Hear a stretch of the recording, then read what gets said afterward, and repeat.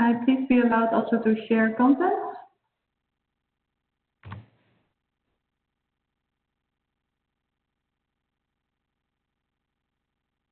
Yes, there it is.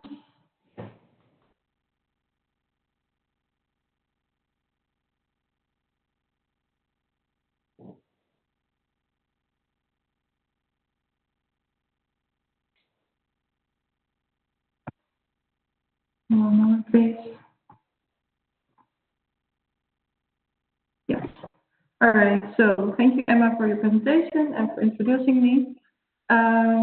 Like Emma said, I have been working with the Special Interest Group since I am a program officer within the Criminal Justice Reform Program of the Netherlands Helsinki Committee.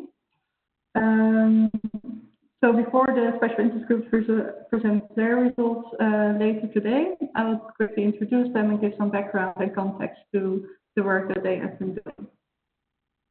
Perhaps it's also good to mention that you can still put questions in the Q&A function of WebEx, and we will try to answer them after my presentation. Also questions regarding the new project or the midterm evaluation, for example. All right, so as one of the objectives of the current EFTA project was to increase member engagement and stimulate cross-border exchange between EFTA members, we wanted to bring groups of experts together to work on 3 main topics. These topics were identified with the help of EFTA members and the steering committee and are the following 3: leadership and management training, dynamic security training, and training on managing difficult inmates. Each of these groups would develop, first of all, a comparison of European practices and best practices on these topics, a minimum standards document based on international regulations and guidelines combined with their individual expertise, and finally, a practical handbook to be used by training academies who are looking for advice on setting up, developing, or implementing trainings on these 3 topics. This would result then in 9 documents in over 15 EFTA languages, and it will be published, of course, to all EFTA members. The process started a little over a year ago when we selected 14 experts from 10 different EFTA countries. I have listed them here. So as the aim was to really benefit from their expertise, we wanted to give them the leading role in creating the content, but of course guiding them with input from the EFTA steering committee and the Netherlands Helsinki committee facilitating the whole process. Once selected, the plan was to have 3 separate meetings in The Hague. The first meeting was meant to focus on the best practices document and took place in October, November 2019. The second meeting took place in February, March and focused on the minimum standards. However, of course, this was also at the start of the COVID-19 outbreak, which meant that we unfortunately had to cancel one of the meetings in February, March, and continued online.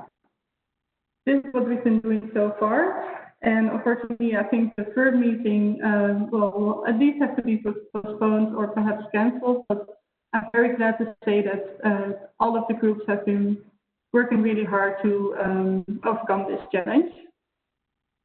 We are almost at the end of the process now, so that means that at the end of the year, we hope to translate and publish all of the documents, and all of the EFTA members will be able to use it. Of course, considering the COVID-19 outbreak, there have been some challenges that impacted our work. Like I said, the meetings are now held online, which is of course some adjustment. And I think, well, one of the great advantages of these great joint writing processes is that there's a lot of valuable exchange happening. It's of course always a challenge to coordinate a project with 3 separate groups, creating 9 documents that are coherent and streamlined, and we've definitely had to adapt the process and the planning here and there. Nevertheless, we are already very excited about the results that are coming in now and look very forward to the presentations of the special interest groups themselves later today. I think we have some more time for questions now, probably, so I will give the floor to Peter.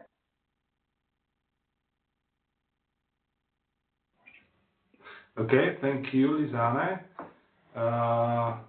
Actually, I would like to ask one thing. You mentioned that the materials will be translated into 15 languages. Yes.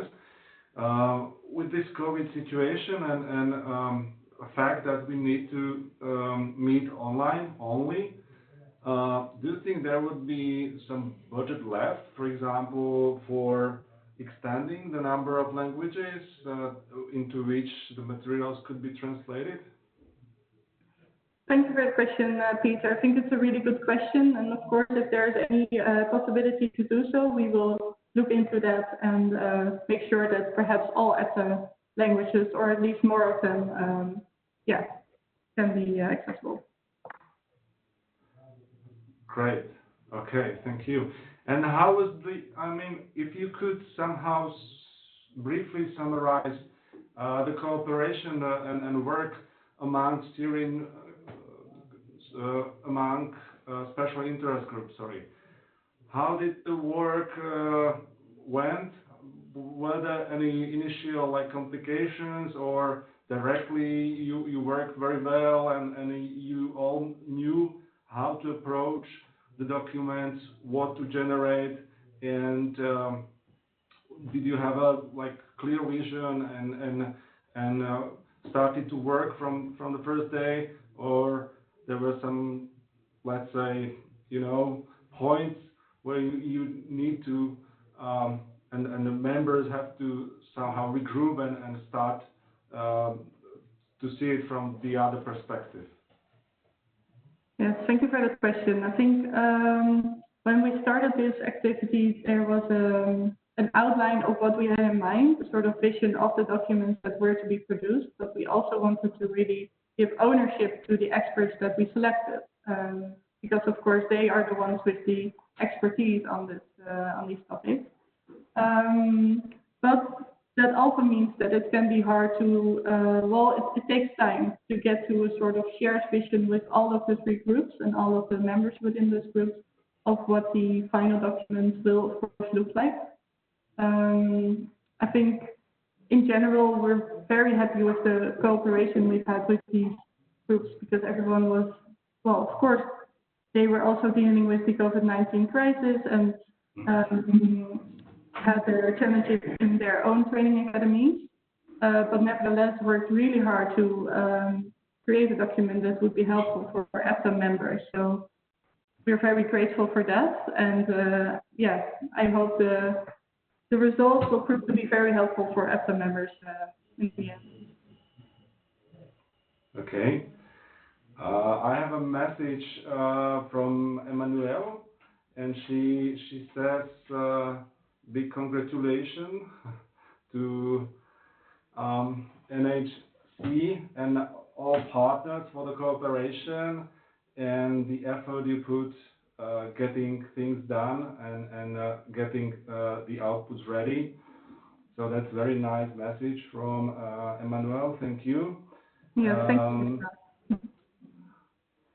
Let me check if there are any other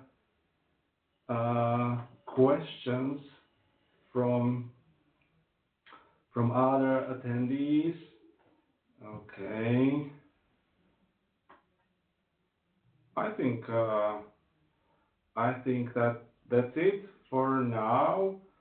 And if there are no questions to what has been presented by Lisanne, I would like to thank her for presenting or making introduction, and I think we are ready now to hear outputs, how they look like, and what we can expect from the documents you've been preparing. Yes, thanks, Peter, and thanks everyone for your attention so far. We will then move on to the first special interest group.